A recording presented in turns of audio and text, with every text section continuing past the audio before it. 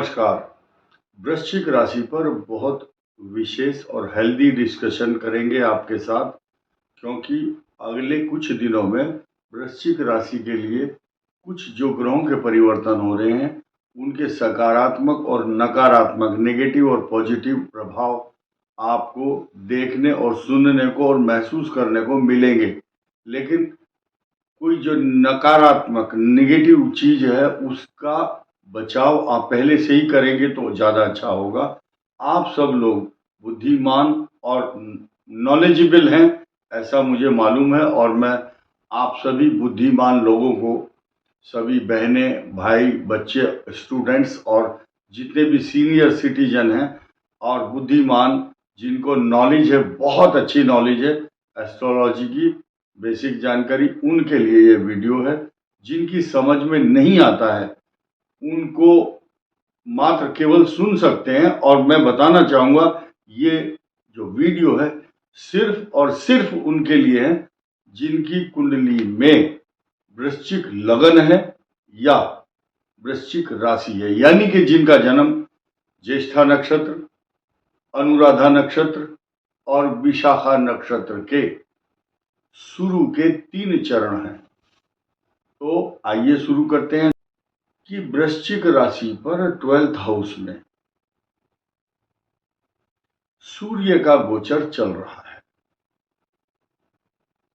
सूर्य का गोचर आपको क्या नुकसान दे रहा है, और इसी दौरान आने वाली 28 तारीख को आपकी राशि का स्वामी मंगल शनि के नक्षत्र के ऊपर से परिभ्रमण करेगा, और ये ट्रांजिट मोशन 93 डेज का होगा।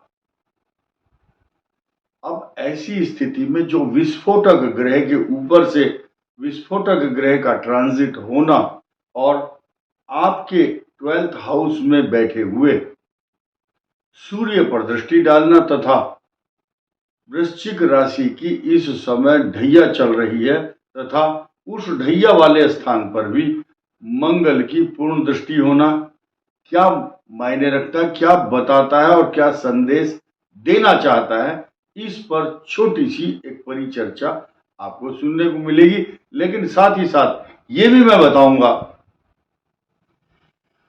डर लगाने वाले ग्रह, डराने वाले या नुकसान देने वाले अपना काम कर रहे हैं, करने दो, लेकिन साथ ही साथ प्रसन्नता का विषय ये भी है कि 2 ग्रह आपके लिए बहुत अनुकूल भी होने वाले हैं, उनकी चर्चा भी हम करेंगे। तो शुरू कहाँ से करें, यहाँ देखिए इस बात को कि वृश्चिक राशि और वृश्चिक लगन के प्रथम यानी कि लगन में ही इस समय जो गोचर चल रहा है वो चल रहा है शुक्र का।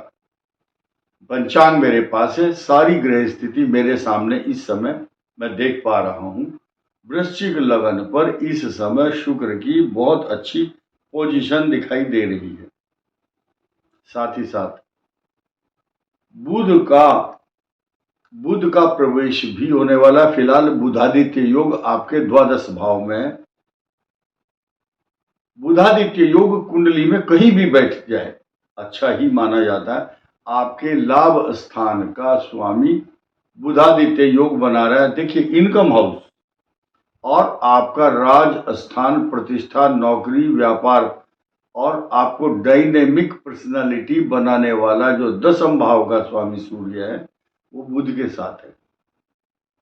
और इनकम हाउस, आपके जो इनकम हाउस है उस पर गुरु की दृष्टि है, और उस इनकम हाउस को बहुत अच्छे से पोषण करने वाला, पल्लवित, पुष्पित, प्रफुल्लित और आनंदित करने वाला ग्रह केतु बैठा है इनकम हाउस में, और बृहस्पति की उस पर दृष्टि है। तो ऐसी स्थिति में रिसोर्सेज ऑफ इनकम तो बढ़ेंगे, इसमें कोई संदेह नहीं है। कुछ लोगों को ये शब्द पकड़ने की बात है, आप किस वे में लेते हैं। जो निगेटिव सोचने वाला वो निगेटिव सोचता है, हम जिम्मेदार नहीं है उसके। लेकिन एक एक ग्रह की परिस्थिति और स्थिति, उसके परिणाम बताना हमारा काम है। अब आपको यहां बताया कि एकादश भाव के साथ बैठे हुए केतु की बृहस्पति पर दृष्टि है। लेकिन जिस समय हम शनि की ढैया की बात करते हैं तब कुछ लोगों को अप्रिय शब्द लगते हैं, बोले नहीं अभी तो आप अच्छा बता रहे थे, अभी खराब भी बता रहे हैं। तो जब मीठा मीठा गप गप और कड़वा कड़वा थू थू ऐसी स्थिति भी नहीं करनी चाहिए, क्योंकि रीजन क्या है, हर व्यक्ति को अपनी तरफ से ये लगता है कि मैं अच्छी बातें बताऊं, ऐसा नहीं है। ग्रह स्थिति ही केवल इस बात को निर्धारण करती है कि आपके ग्रह किस दृष्टिकोण से क्या प्रभाव आपके ऊपर दे रहे हैं। मुझे शिकायत है आप लोगों से, शिकायत मेरी वाजिब है, और लेकिन कुछ बहुत बुद्धिमान लोग हैं वो कमेंट करते हैं, बोले गुरुजी जो बोल रहा है उसको बोलने दो, आप अपना रास्ता तय करते रहिए, आपको बोलना है। अब ध्यान देने की बात यह है कि वृश्चिक राशि और वृश्चिक लग्न पर शुक्र आपको सुशोभित, अलंकृत और सम्मानित करता है, सुख देता है। शुक्र सुख का कारक है, किस राशि में भी बैठेगा, नीच राशि में भी बैठेगा तो भी शुभ फल देता है, ध्यान रखना। क्योंकि कन्या राशि, कन्या लग्न पर भी भाग्येश होकर बैठता है और धनेश।